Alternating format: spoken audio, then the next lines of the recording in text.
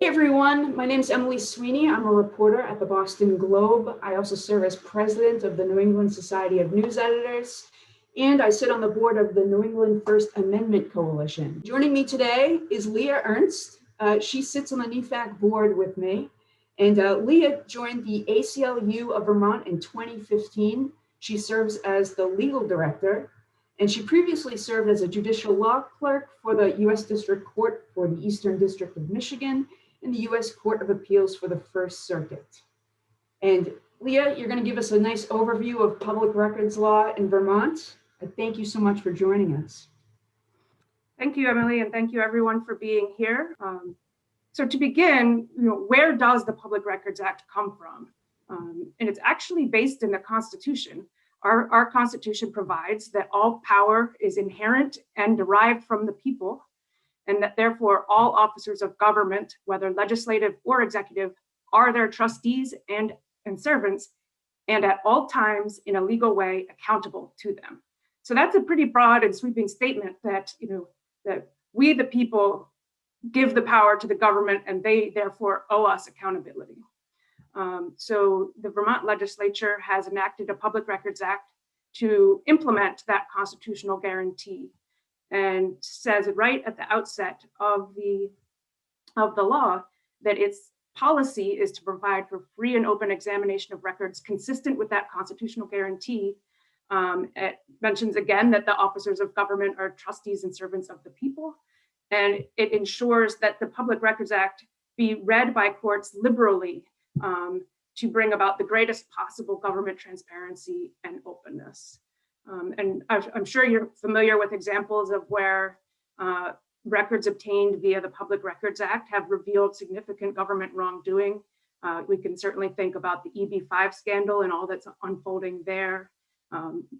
We at the ACLU sought records from the Department of Motor Vehicles that ended up showing ongoing collaboration with Immigration and Customs Enforcement to help ICE detain and arrest folks, even in DMV facilities. You've certainly seen body camera footage of police uses of force. These are all records available under the Public Records Act. So when you're considering seeking records, the first question to ask yourself is the entity that has the records a public agency within the meaning of the Act? And the Act spells out a very broad definition of what counts as a public agency. I'll read this quickly because it's long. It's any agency, board, department, commission, committee, branch, instrumentality, or authority of the state or any of its political subdivisions, that is towns, cities, school districts, counties, etc. So a municipal police department would definitely be a public agency, a state agency or human resources department. Federal agencies like the United States Department of Transportation would not be within Vermont's Public Records Act, but of course there's the Federal Freedom of Information Act that would apply to them. One interesting question that the courts are presently grappling with is whether and under what circumstances a private contractor that is performing a government function can be subject to the Public Records Act. There are two cases pending in the Vermont Supreme Court right now that seek to answer that question. So stay tuned. We're hoping for a good resolution of those.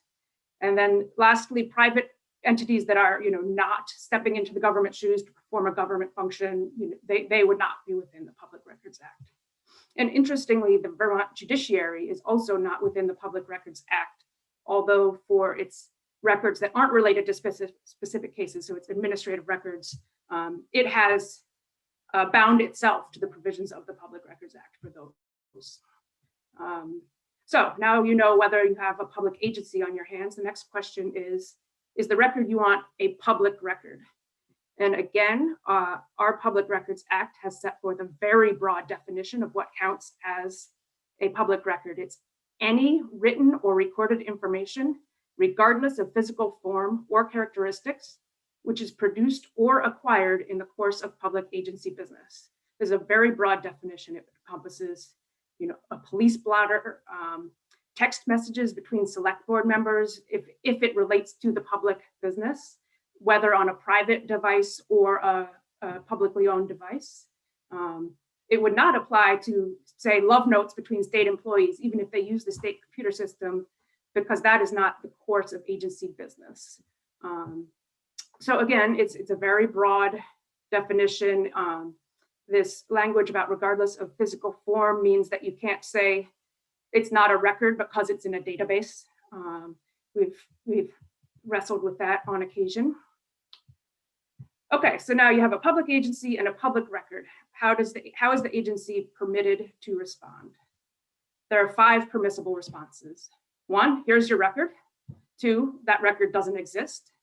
3, the record's in use right now, but we can give it to you within a week, which is longer. Normally, agencies have only 3 business days to produce a record, but it can be up to a calendar week if they're using the record or it's in storage somewhere. In unusual circumstances, they're allowed to take up to 10 days. In my experience, almost every circumstance is deemed unusual, and agencies just routinely cite this provision to elongate the time to respond. And then lastly, and we'll spend a little more time on this later on, is the record is exempt, and this is why. So if they tell you, no, you can't make a request without putting it in writing, that is incorrect. That's not a permissible response. If I gave that out, that would just cause trouble. That's definitely not a permissible response. If the agency asks you why you need it, that is not a permissible response. The requester's identity and motive is irrelevant to its obligation, to the agency's obligations under the Public Record Act. So those are the permissible responses. Now, I mentioned we're going to spend a little time on exemptions. This is where a lot of the fights happen in public records cases. So an agency that believes that an exemption applies to a record or a part of a record must identify what is being withheld, what exemption they're claiming, and provide a statement of reasons and supporting facts for denial. I found that agencies don't tend to do this with much specificity, to my great frustration, but that is its obligation under the law. It can't withhold an entire document just because some of the material is exempt. It is instead required to redact what is exempt and produce the rest. Unfortunately, in Vermont, we have a boatload of exemptions to the Public Records Act.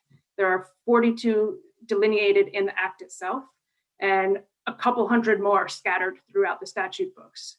So we are definitely not going to be spending time on each exemption here today, but if we have a little time at the end, I can talk about some of the more commonly invoked exemptions. So if an agency says, we have redacted 1 paragraph of medical information because of Exemption 7, which covers personal documents, that's sufficient. But if they just say, we have withheld 1 black binder full of papers, that is insufficient, both because it doesn't identify the document and it doesn't identify the exemption or why it applies. So that's sort of the first few phases of a Public Records Act request. What often comes next is that the agency wants to charge you money for fulfilling your public records request. They can charge the actual costs of making paper copies of the record. They can collect postage for mailing the records, but most expensively and frustratingly, they're also permitted to charge the cost of staff time associated with complying with a request for a copy of the public records. If it takes more than half an hour to do so, or the agency agrees to create a new public record that didn't already exist, or it agrees to provide records in a quote unquote non-standard format. The half-hour one is the one that almost always applies here. And so, you might get a response that it's going to cost you, several $100s to get these records, depending on how much time is involved. But importantly, the agency may charge for staff time associated with a request for copies of records. It cannot charge for staff time associated with requests to inspect, but not take possession of records. So, we always tell people, go ahead and make a request for copies. If they come back and say, it's going to cost you several $100s, say, okay, I'm going to come in and inspect them. That's free. And then once you inspect, you can decide, is a narrower request for copies appropriate? Maybe you look at several thousand documents, but there are only 2 of interest, and you can request copies of those 2, and that won't be exorbitantly expensive. So that's costs. That distinction between inspection and copies actually was the result of a Supreme Court case from 2 years ago, where the ACLU represented an individual who was seeking body cam footage of what he believed was an unlawful use of force. And that precedent is important because it should not be prohibitively expensive to understand what your government is doing in your name. And unfortunately, that had often been the case for folks who were facing just ridiculous fees. In my personal opinion, responding to public records requests is part of the job of being a public official, and that there shouldn't be payment on top of what already is your salary for doing your job. But evidently, not everyone agrees with me on that front. So if you've made your request, you've gotten your response, and you don't think it's adequate, either the agency didn't produce all the documents you thought you were entitled to, or made redactions that you did not think were appropriate, before you can go to court, you first have to appeal the denial to the head of the agency, which is oftentimes a futile gesture, but nonetheless a required one before you go to court. And then after that, and if that appeal is denied, then you can go to court. And I generally tell people to be ready to go to court before they file their appeal, because there's a lack of clarity in the law about the timeline you have to file suit after you get your appeal denied. There are those who believe you have only 30 days to do that, and that could be a pretty quick amount of time to find an attorney, write a complaint, and get it on file. So as I said, I always advise people to be ready to go to court before you ever file that appeal. Then I'd like to just talk quickly about a few strategies for making your public records request. One, identify the documents you want as clearly and specifically as possible. This both makes it more likely that you're going to get what you ask for, but it also minimizes costs. If you say, I want all the records with the word clam in it, that could, depending on the agency, result in a lot of records when all you're really trying to find out is what went into making a specific regulation related to the safety of clams as food. And so you really want to be very specific so that you get the record you want, and you don't get a bunch of junk you don't want, and you don't end up with a very large bill at the end. I mentioned earlier that there was no requirement that the request be in writing, but I nevertheless recommend that you put it in writing. This is helpful both for if you end up having to appeal and or go to court, there won't be any disputes about the clarity of what you asked for or the specifics of what you asked for. And so it's just always better practice to put your request in writing. And then here's a little trick I often recommend is if you're seeking communications between 2 agencies, request the records from both. You might end up getting something different from each agency. This is especially true if one is a state agency and one is a federal agency, because as I mentioned, Vermont has this whole slew of exemptions that don't have any analog in the federal statute. And so they can't withhold the same documents that the state might be able to withhold. But also it may be that, one would really prefer not to produce a certain document and mysteriously just doesn't find it when it's searching for documents, and the other agency might. And so it's always, if both entities are public agencies, it's always a good idea to lodge your request in both places. Okay, so now I think it would be a good idea to spend a little time on the most common exemptions that we see. And it's important to note too that almost all of these exemptions are permissive but not mandatory, meaning that while it might permit an agency to withhold, it doesn't necessarily require an agency to withhold the record. There are some exceptions, things that are confidential by law, things that are protected by HIPAA or FERPA or things like that, the agency is required to withhold, but otherwise, they're exemptions that the agency can but is not required to avail itself of. In keeping with the liberal construction that the Public Records Act is entitled to, exemptions are required to be strictly construed against the agency, and the agency bears the burden of proving that the exemption applies. So, a narrow construction of an exemption means if the exemption allowed you to withhold records relating to sheep, that won't also allow you to withhold records relating to goats, notwithstanding the similarities.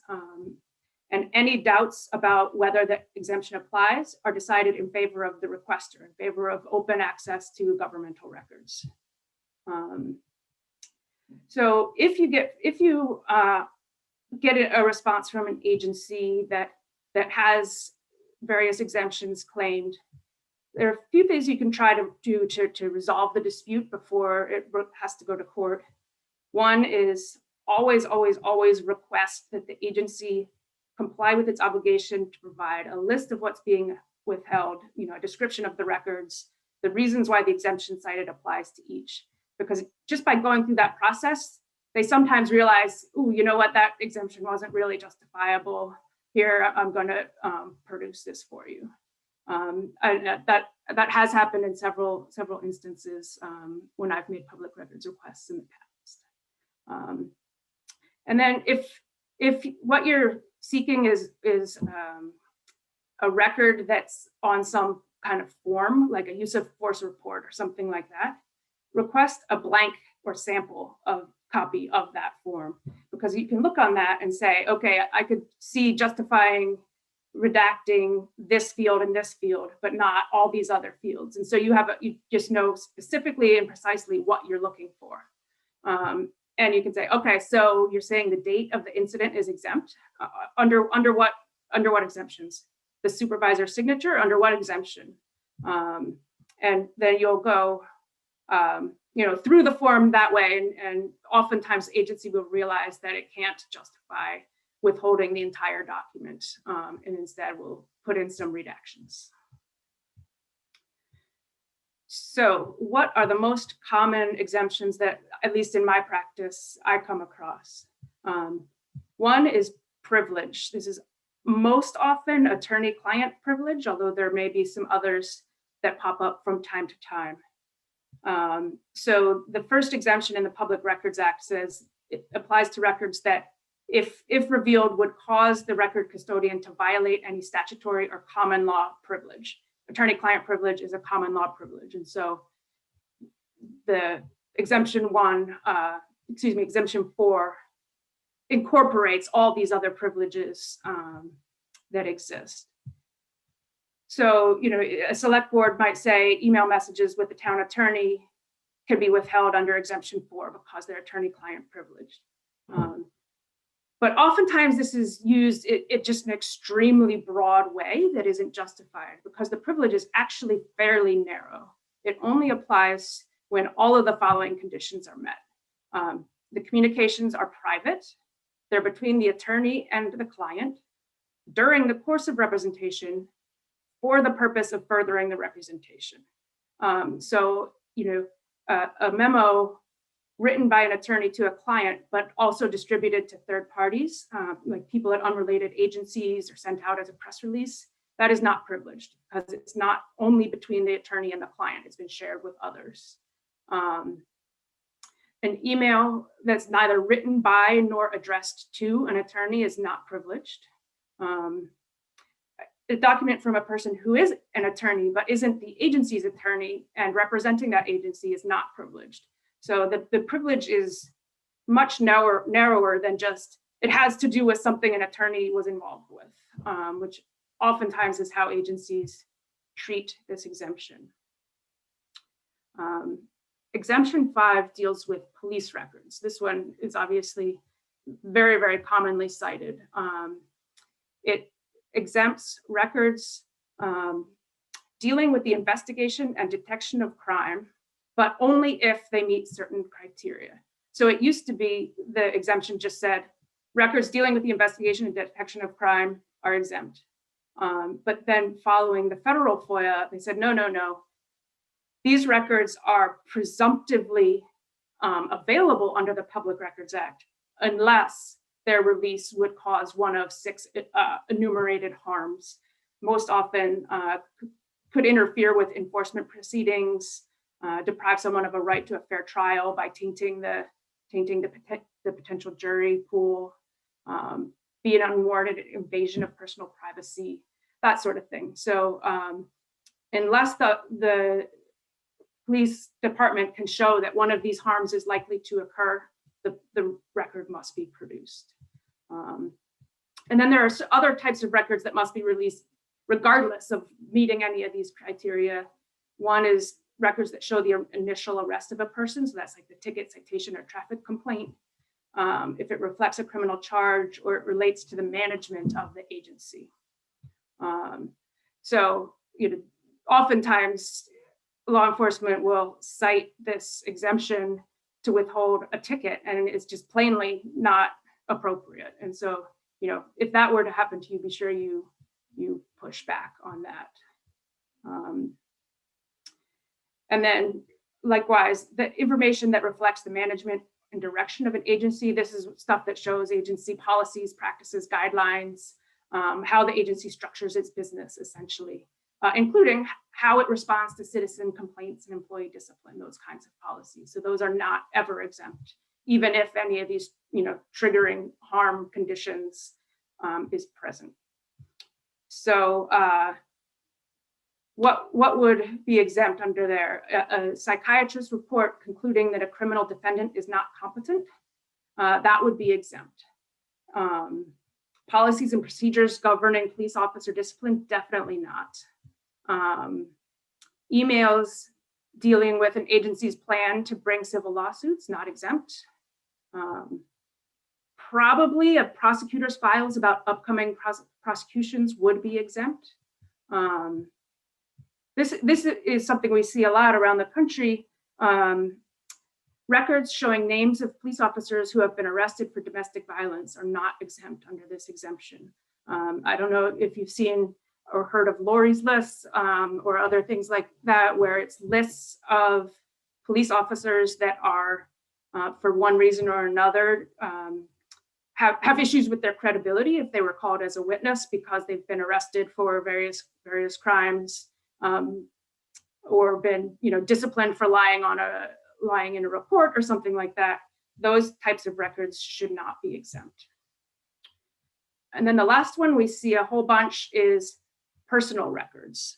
And it's important to note this is personal, not personnel. Agencies routinely say, well, that's in the personnel file, so it's a personnel record and it's exempt, and that's just an incorrect reading of the statute. But as construed by the Supreme Court, this is a very narrow exemption that protects only information that shows intimate details of a person's life, including information that may subject the person to embarrassment, harassment, disgrace, or loss of employment or friends. And even then, if one of those things would happen, the court still has to balance the privacy interest against the public interest in disclosure. So we see this one cited just all the time, but it really is meant to apply to a very narrow category of documents. So information showing that a public official was fired for watching porn at work, that should not be exempt, even though it's embarrassing, it would subject them to embarrassment, disgrace, etc. The public interest outweighs the privacy interest in that information. Text messages about how a state trooper propositions female motorists for sex on duty, not exempt, even if embarrassing. A social security number, exempt. A convicted felon's DNA sequence would be exempt. I mean, that's very, very intimate, and there's no public interest in releasing that information. Video of police beating a naked arrestee, would be partially exempt. The police officer should not be redacted or blurred, but the individual who is unclothed should be. The police officer has no privacy interest in not having video of him beating someone up released, whereas the arrestee obviously has a strong privacy interest in video of their naked body being released. So those are the main exemptions we come across. As I mentioned, there are a gazillion more, but these are the ones that are most important to know. We had a question come in from a participant. They wanted to know they had a question about what constitutes personal documents. And they said, I'm working on a request to Professional Licensing Board where I will be requesting individuals' transcripts and board correspondence, internal and with individuals, related to licensure for individuals. Are these transcripts and correspondence public or private? And are legal proceedings and outcomes of legal proceedings in connection with professional licensure public or private? So I guess it's a two-part question. Yeah. So taking the first part, the internal correspondence and correspondence external to the board with other individuals should not be exempt unless it can meet this high bar of showing that it would expose intimate details of the person's life, and that the public interest in that information is not outweighed by the privacy interest. So it's a very fact-specific, case-by-case analysis. Without knowing what the correspondence said, it's impossible to sort of just make an assessment on the fly. But I would just say, the bar is quite high for this exemption, and so the presumption should always be that the record is accessible, unless this sort of very high bar is met. Transcripts, if you're referring to like school transcripts and grades, that would educational, that would likely not be covered by that would likely be covered by FERPA, the law that protects educational records. And then FERPA gets subsumed within the Public Records Act because there's an exemption for records which are made confidential by some other law. But if they were not within FERPA, they would likely be accessible. And then legal proceedings and outcomes of legal proceedings, public or private. Legal proceedings are presumptively public. It's a very, very high bar to seal legal documents and to close the courtroom door. I can certainly say that for attorney licensure, all of that is public. The initial investigation may not be, but once there's an outcome and the person was found to have violated their obligations under our Code of Professional Conduct, that's all public. We have one more question I think we have time for, if that's all right, Lia? Yeah, of course. Yeah, so somebody asked, what are the private contractor cases being looked at by the Supreme Court, and what records do they involve? Are you familiar with that? Yes, yeah, actually we filed an amicus brief in one of the cases. That's a friend of the court brief in support of the records requester. In that instance, a publication that writes on prisoners' rights issues requested records of settlements between the private contractor that provides comprehensive health services within Department of Corrections facilities and people in DOC custody. So the argument was the government has a constitutional and statutory obligation to provide healthcare to people in its custody. It delegated that responsibility to this private entity.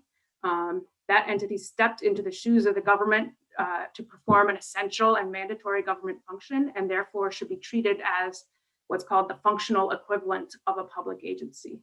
The other case I'm a little less familiar with, but it has to do with whether a voluntary school boards association that is not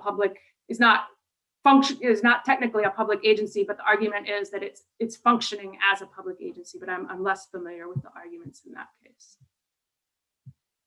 I see we have another chat here. What happens when you're dealing with an entity that doesn't want to give out any information? I mean, unfortunately, you know, in this context, as well as just in, you know, in discovery in a lawsuit context, the system depends on people acting in good faith, right? If an agency says we don't have that record, it doesn't exist, and you believe they're lying,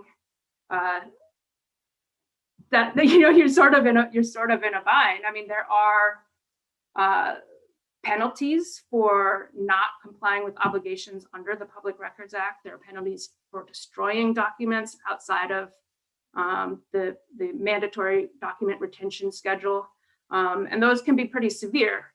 And so, you know, the system depends on those penalties and prohibitions being sufficient to ensure that people carry out their duties in good faith.